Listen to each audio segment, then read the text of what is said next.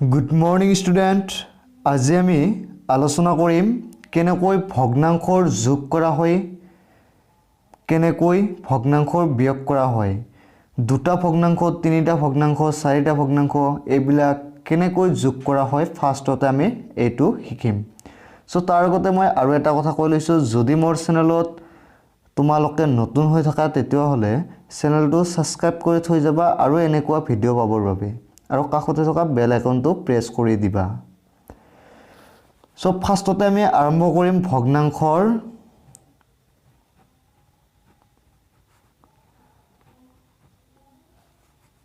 যোগ ফাৰ্ষ্ট আমি আৰম্ভ কৰিম ভগ্নাংশৰ যোগ তো ভগ্নাংশৰ যোগ আমি দুটাৰে আৰম্ভ কৰিম যেনিবা লিখিছো 2/3 প্লাস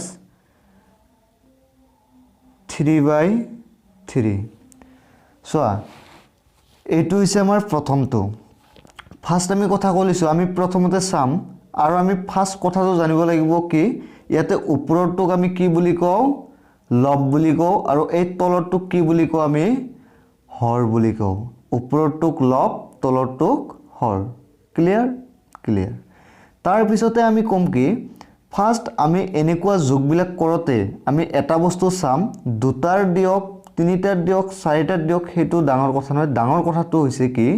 এই তলৰ জিবিলাক হৰ এই হৰবিলাক যদি প্ৰত্যেকটোৰে একে আছে নে বেলেগ বেলেগ আছে আমি প্ৰথমতে আমি এইটোহে চাব লাগিব সো এইটো যদি সলিউশন কৰো সোৱা ইয়াতে যি গতিকে তলৰ হৰটো ইয়াতেও 3 ইয়াতেও 3 সো আমি ডাইৰেক্টলি কি বহাম 3 বহাই দিম দিকিনে আজডাল টানি দিলো দিলে কি হ'ব এই 3 এর ভিতৰত হৰণ কেইবাৰ যাব একবাৰ হৰণ যাব সো আমি ইয়াতে কিমান বহাম 1 ইনটু ইয়াতে 2 আছিলে 2 পূৰণ কৰি দিম প্লাস চিন আছিলে প্লাস চিন দি দিম এই 3 এর ভিতৰত কেইবাৰ হৰণ যাব একবাৰ সো ইয়াতো আমি কি কৰিম 1 পূৰণ 3 বহাই দিম ঠিক আছে তাৰ পিছত আমি আহিম কি 3 টো তলৰ সংখ্যা তলত বহিবই ইয়াতে 3 আৰু 1 যদি 2 আৰু 1 যদি পূৰণ কৰো তেতিয়ালে কিমান হ'ব 2 হ'ব প্লাস 1 আৰু 3 পূৰণ কৰিলেও 3 হ'ব সো এতিয়া এই দুটাক আমি যদি যোগ কৰি দিও কিমান পাম ওপৰত হ'ব কিমান 2 আৰু 3 যদি যোগ কৰা হয় হ'ব কিমান 5 আৰু তলৰটো 3 বহিবই সো आंसर আমাৰ কিমান ওলাল দিস ইজ आंसर 5/3 ক্লিয়াৰ বাস এতিয়া আমি চাম যদি এই তলৰ হৰ দুটা সেম না থাকি বেলেগ বেলেগ থাকে তেতিয়া হলে আমি কেনেকৈ কৰিম এইটো লৈ আমি হে চাম সো কিমান বহাম 7 তলত কিমান দিম 2 প্লাস ওপৰত দিছো জেনিবা 5 তলত কিমান দিম জেনিবা দিছো 8 ঠিক আছে বাস তেতিয়ালে সোৱা ইয়াতে হৰ এইটো হৰ আৰু এইটো হৰ বেলেগ বেলেগ কিন্তু এটা কথা মনত ৰাখিবা কি ইয়াতে আছে 2 ইয়াতে আছে 8 এই 2 আৰু 8 কি হয় দুটাই যুগ্ম সংখ্যা মানে কি 2 8 ৰ ভিতৰত হৰণ যাব সো আমি যতিও এই হৰ দুটাৰ যদি আমি কি উলিয়াব লাগিব বেলেগ বেলেগ সংখ্যা থাকিলে হৰ দুটাৰ আমি কি উলিয়াব লাগে লসাগু উলিয়াব লাগে সো লসাগু যদি উলিয়াও তেতিয়ালে আলটিমেটলি লসাগু কিমান হ'ব 8 ওলাই যাব কিয়নো দুটাই যুগ্ম সংখ্যা আৰু ডাঙৰ সংখ্যাটো হল 8 তাৰ কাৰণে ইয়াতে কিমান ওলাব 8 ওলাব কিন্তু 8 আমি যদি বাইসেস কোনোবাই বুজি না পায় তাৰ কাৰণে আমি কি কৰিম উলিয়াও দেখাই দিম কেনেকৈ লসাগু উলিয়াব লাগে ঠিক আছে তো ইয়াতে আমি 2 আৰু 8 যদি বহাই লও ইয়াক যদি আমি ছুটি নামা হৰণ কৰো তেতিয়ালে কিমান হ'ব 2 2 ৰ ভিতৰত একবাৰ যায়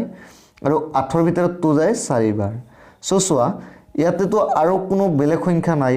বা এনেকুৱা কৈ দিব পাৰা যে 1 to 1 এ থাকিব 2 4 ৰ ভিতৰত 2 বাৰ আৰু ইয়াতো 2 ৰে 1 1 এ থাকিব 2 2 ৰ ভিতৰত একবাৰ সো দটাই 1 1 ওলাইছে লাষ্টত তাৰ মানে কি গণিত আৰু কৰিব নালাগে এতিয়া এই গিটাক আমি যদি মাল্টিপ্লাই কৰি দিও তাৰ মানে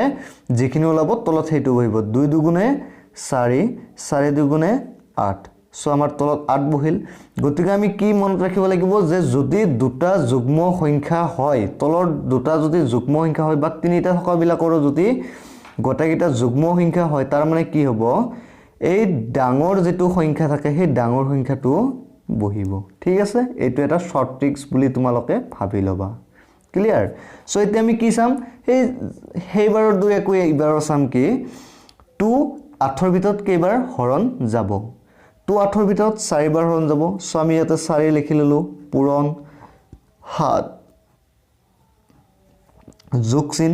তাৰ পিছত 8 8 ৰ ভিতৰত কেইবাৰ হৰণ যাব একবাৰ যাব 1 into 5 সো 4 আৰু 7 যদি পূৰণ কৰো কিমান হ'ব 7 4 যায় কিমান হয় মানে 7 4 গুণে কিমান হয় 28 প্লাস 5 আৰু 1 পূৰণ কৰিলে কিমান হ'ব 5 হ'ব সৰি 5 আৰু 1 পূৰণ কৰিলে 5 হ'ব ঠিক আছে বাস এতিয়া আমি তলত 8 লিখিব লাগিল সো এতিয়া আমি কি কৰিম 8 টো তলত থাকি যাব এই 28 আৰু 5 ক আমি এডিশন কৰিব লাগিব মানে যোগ কৰিব লাগিব তো যোগ কৰিলে আমাৰ কিমান হ'ব 8 আৰু 5 যদি যোগ কৰা হয় তেতিয়া হলে হ'ব 13 13 3 হাতত থাকিব 1 আৰু 2 হাতৰ একে 3 হৈ যাব মানে কিমান হল 33/8 দিস ইজ আনসাৰ সো কিমান সহজ জানো তোমালোকে সকলে বুজি পাইছা তথাপিও মই অলপ বেছিকৈ বিৱৰণ কৰি কৈ দিছো সো এতিয়া আমি শিকিম কি বেলেগ বেলেগ মানে যুগ্ম শিকিলো একে একে থাকা শিকিলো এতিয়া সাম অযুগ্ম থাকিলি বা অযুগ্ম যুগ্ম থাকিলি কেনেকুৱা ধৰণে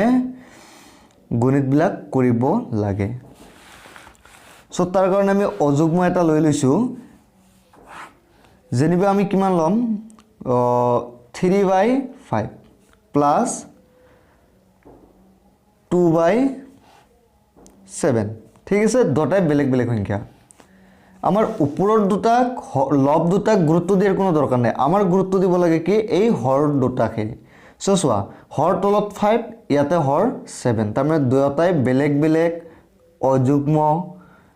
সো এতিয়া আমি কি কৰিব লাগিব তেতিয়া হলে অযুগ্ম হলে দুটা থাকিলে আমি কি কৰিম এই দুটাক মজাকৈ পূৰণ কৰি দিম এই দুটাক কি কৰিম মজাকৈ পূৰণ কৰি দিম দিলে কিমান হ'ব 7 5 গুণে 35 কিমান 7 5 গুণ 35 7 5 গুণ 35 ঠিক আছে এতিয়া আমি কি কৰিব লাগিব 5 35 ৰ ভিতৰত কেইবাৰ হৰণ যায় 7 বাৰ যাব কাৰণ 5 7 গুণ 35 সো কি যাব 7 বাৰ যাব 5 35 ৰ ভিতৰত হৰণ কেইবাৰ যাব 7 বাৰ যাব সো এটা 7 লিখিলো পূৰণ 3 প্লাস চিন 7 35 ৰ ভিতৰত যাব 5 বাৰ 7 5 গুণ 35 তাৰ মানে কি 5 বাৰ যাব সো 5 into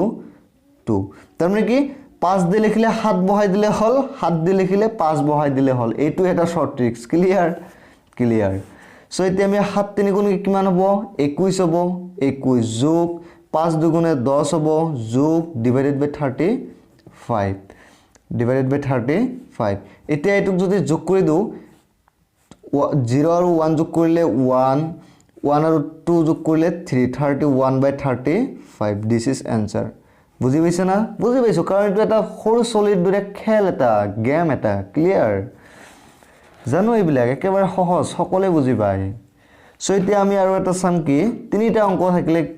থাকিলে কেনেকুৱা হয় মানে একচুয়ালি আমি কি গুৰুত্ব দিব লাগে এই হৰগেটাতে গুৰুত্ব দিব লাগে সো এতিয়া মই তিনিটা অংক থাকা তিনিটা ভগ্নাংশ থকা গিলা এটা বুজাই দিম দি কিনে ভিডিওটো আমি শেষ কৰিম নহলে বহুত ডাঙৰ ভিডিও হৈ আছে সো সোৱা একে বস্তু কোনো প্ৰবলেম নাই যেনিবা 2/3 প্লাস 7/4 প্লাস 2/2 ঠিক আছে ইয়াতে তিনিটা বেলেগ বেলেগ অংক দি দিছো কোনোটাৰ লগত কোনোটা ম্যাচ নাই সো আমি ফাৰ্স্ট কি কৰিব লাগিব এই হৰগিটাক চাম হৰগিটা সোৱা কোনোটাৰ লগত ম্যাচ নাই এই দুটা যুগ্ম বাট এটা অযুগ্ম তেনেহলে নহব তাৰ মানে আমি কি কৰিব লাগিব ছুটিনামা হৰণৰে ফাৰ্ষ্টতে ইয়াতৰ লসাগু উলিয়াই ল'ব লাগিব সো লসাগু উলিয়াৰ কাৰণে আমি কি কৰিম 3,4,2 লিখি লৈছো এতিয়া আমি চাম কি এই 3 ৰে যদি হৰণ দিও কেইবাৰ যাব একবাৰ যাব সো 4 ৰ মাজত না যায় 2 ৰ মাজত না যায় এনেকুৱা কৈ লিখি দিলো তাৰ পিছত 4 ৰ ভিতৰত যদি দিও আমি কিমান হ'ব সো 1 যেনেকুৱা আছে এনেকুৱা লিখিব লাগিব 4 ভিতৰত একবাৰ 2 নাযায় সো 2 এনেকুৱাকৈ লিখি দিম তেতিয়াহ'লে সৰি ইয়াতে 2 আছিল সো 2 দি দিম হা 2 দি যদি দিও 4 ভিতৰত যাব কেইবাৰ 2 বাৰ যাব 2 ভিতৰত একবাৰ আহিব সো 2 দি দিলে 2ত 1 আহিল 1 আহিল 1 আহিল সো সব ক্লিয়াৰ হৈ গল সো এতিয়া আমি কি কৰিম এই 3 দুগুণে 6 6 দুগুণে 12 3 দুগুণে 6 6 দুগুণে 12 সো ইয়াতে তাৰ মানে কিমান হ'ব 12 হৈ যাব হৰটো যেতিয়া 12 হ'ব 3 12 ভিতৰত কেইবাৰ হৰণ যায় হেতু আমি চাব লাগিব 3 12 ভিতৰত কেইবাৰ হৰণ যায় 4 বাৰ যাব 3 4 গুণ 12 সো 4 * 2 প্লাস 4 12 ভিতৰত যাব 3 বাৰ পূৰণ 7 প্লাস 2 যাব 6 বাৰ সো 6 * 2 সো এইবিলাক যদি পূৰণ কৰো কিমান হ'ব 4 দুগুণে 8 যোগ 3 7 গুণে 21 যোগ 6 দুগুণ 12 ডিভাইডেড বাই 12 এইগিটাক যোগ কৰিলে কিমান হ'ব 2 1 3 3 আৰু 8 হল 11 11 ৰ 1 হাতত থাকিল 1 ঠিক আছে সো এতিয়া আৰু 1 আৰু 2 যদি যোগ কৰা হয় কিমান হ'ব 3 হ'ব হাতেৰে 41/12 ঠিক আছে এনসাৰ সো আশা কৰো সকলে বুজি পাইছে আৰু একবাৰ মই কৈ দিছো যদি মোৰ চেনেলটো যদি সাবস্ক্ৰাইব কৰে সাবস্ক্ৰাইব কৰি লওক কাৰণ আপোনালোকে যদি সাবস্ক্ৰাইব কৰে তেতিয়া হলে হে মোৰ ভিডিও বনাৰ উৎসাহটো বাঢ়ি থাকে আৰু কমেন্ট কৰি নিশ্চয় জনাব নেক্সট কিহৰ ওপৰত ভিডিও